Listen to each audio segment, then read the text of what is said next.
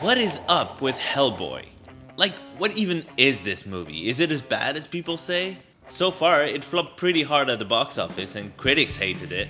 So is the bad buzz fair? Well, yeah, let's talk about it. Yeah, come on, let's do this. First of all, can I just say I'm getting really sick and tired of these unimaginative reboot titles. Oh yeah, let's make a new Hellboy movie and just call it Hellboy. It's fine. It won't get confusing at all. Fuck you. This movie is not even really a reboot per se.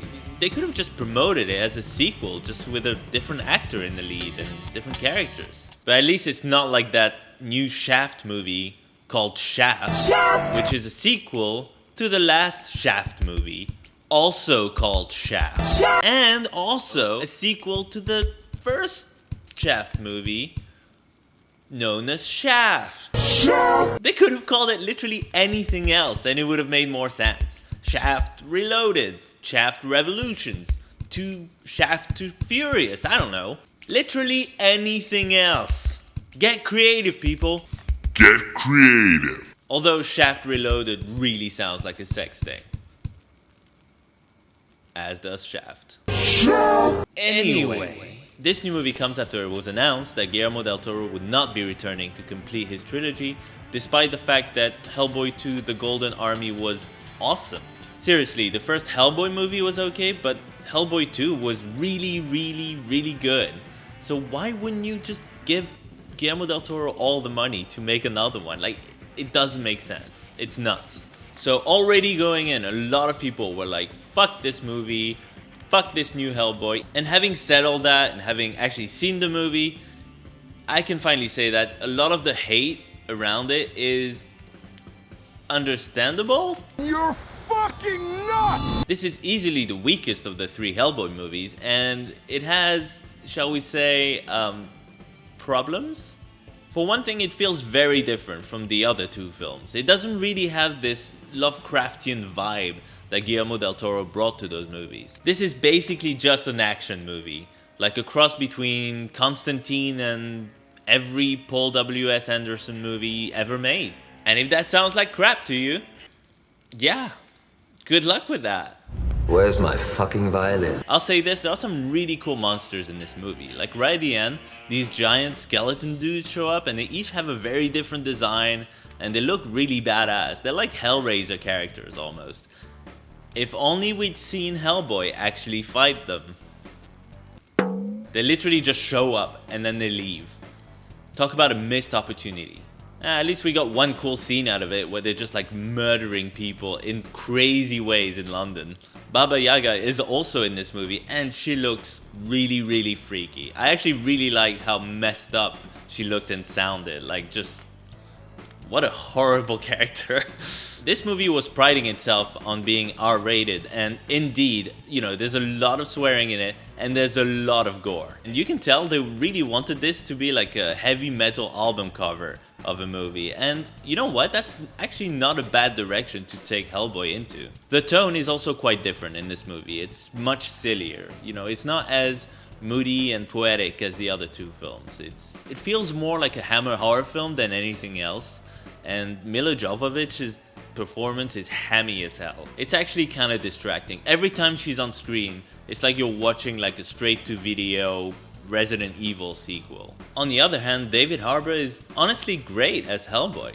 You know, obviously I love Ron Perlman in the role, but David Harbour does a great job with it too. I have no complaints on that front at all. It's just good casting. There are some very cool effects in this movie, like when Hellboy is like riding this winged creature with like a flame sword in hell and it looks awesome, or like when people are just like falling apart or melting.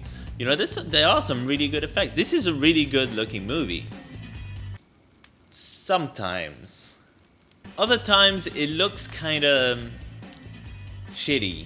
Like one of those early 2000s films where they hadn't really quite figured out how to do CGI very well, but they were super ambitious about doing it a lot. There's this effect where this girl who can kind of see into the future, she can bring up spirits after the people die by just spitting them out of her mouth into a cocoon that just floats like a ghost. And you get to see like a CGI version of the actors talking, and it's so bad. So bad. It's actually so bad that you can tell they knew it was bad, because they were like just cutting away as much as possible. They tried to use that effect, as little as they could, but it's still too much, it just doesn't work. I'd honestly be surprised if I saw a worse effect than this in a movie this year. It's not quite Superman's mouth in Justice League bad, but it's bad. Trust me on that. It's like the kind of effect where you see it and right away you're just like, oh, they fucked up. Wow. And there are other bad effects in this movie. Like there's one where Milla Jovovich, who's been cut into pieces, is watching television surrounded by her own limbs. And it's very cartoonish, and it was always gonna look silly. That was the point. But it looks bad. It looks like crap. There's some parts during the action scenes where Hellboy is running, and you can tell he's running in front of a green screen. It's basically this. The film also suffers from structural issues in terms of the plot or just basic storytelling. So I'm gonna start getting into some spoilers here and there, so you've been warned. There's this whole part of the film where Hellboy travels to England to some castle to meet these English dudes who are actually giant killers. Okay, they kill giants. So they want him to help kill 3 giants, because they can handle 1, they can handle 2, but they can't handle 3 for some reason.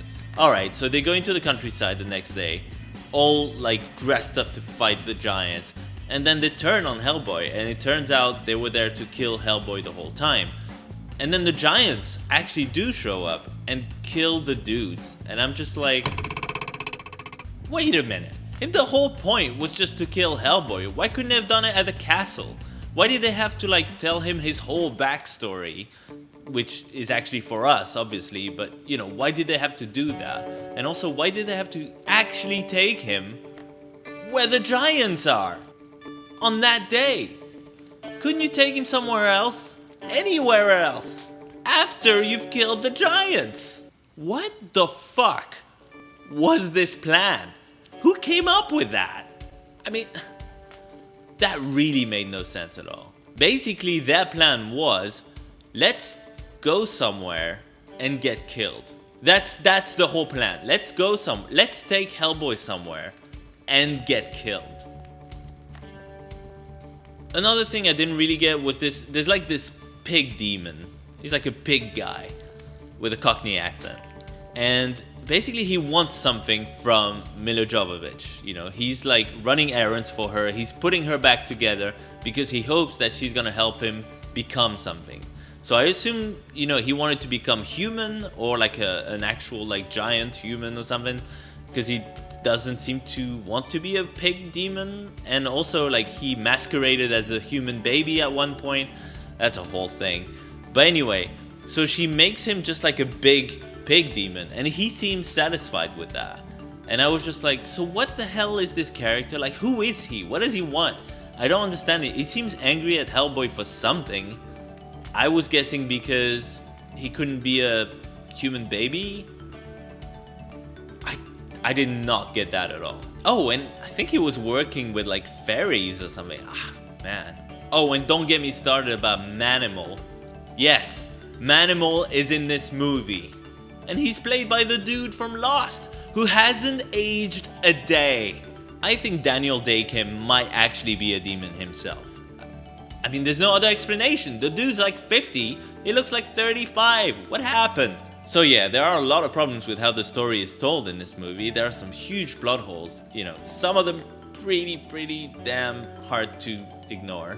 And it's pretty clear that this script needed, one more draft.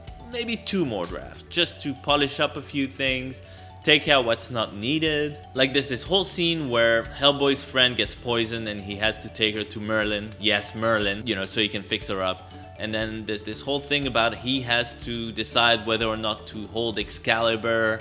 And it's just this scene is good, but it really takes away from one of the big scenes at the end where he has to make the same kind of decision. It just feels not necessary. Actually, now that I think about it, this whole thing with the giants could have just been cut. I mean, set aside the fact it makes no sense, the only useful thing that really comes out of that is Hellboy meets that girl who can see into the future, and arguably she's actually not that useful. only a couple times, and you could have just had her work for Hellboy's dad, who's played by Ian McShane, by the way.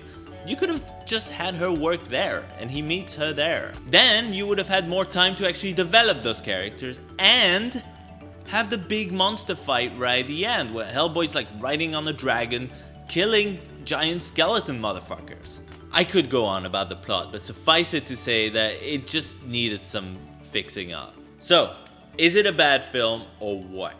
I mean, yeah, sort of, sometimes, but it's also kind of good, also, sometimes, if that makes sense. Hellboy's great, the humor works really well throughout, the gore is really over the top, but in a fun way. The fight scenes are enjoyably brutal. I like the character designs and the soundtrack is cool. When it works, but when it doesn't work, it really doesn't work. But that's the key thing. The bad parts in this movie are obviously bad. They really stand out. So if you come out of this movie and all you remember mostly is the bad parts, I can't blame you for that because those parts are memorably bad. I will never forget that CGI mouth ghost effect. Ever. It's ingrained in my memory now, forever. It's like CGI Jeff Bridges in Tron Legacy. That image is never going away. It's part of me now. I do think, however, that a lot of the criticisms of this movie have been a little harsh, you know? A lot of critics just didn't mention the good parts of this movie at all. And I don't know, I just thought that was a little unfair. Would it have been better if Guillermo del Toro had directed this as a sequel? Probably. Is this the worst film ever made? Not even close. And by the way, let's not pretend like the first Hellboy movie was a masterpiece. It was fine, but, you know, it was a little bit boring at times. The sequel was a lot better, but, you know, I liked it. I still liked it. It's still a good movie, but let's not pretend like this franchise was like perfect all the way through. This movie is a mess. It's uneven, it has a bunch of problems, but, you know, I had some fun watching it. A lot of it was well done. Now, would I, you know, recommend you go out of your way to watch it at the cinema? Maybe not, you know, but it's a solid Netflix watch. They do leave it open for a sequel, but I don't know, somehow I don't see that happening. What did you guys think of the movie? Is it as bad as people say? What do you think about the Hellboy franchise as a whole? Let me know in the comments. And also, please go and check out my Patreon. I know I've already mentioned it before, but I'm mentioning it always now. Anyway, thank you for watching. I will see you guys later. Now go to hell.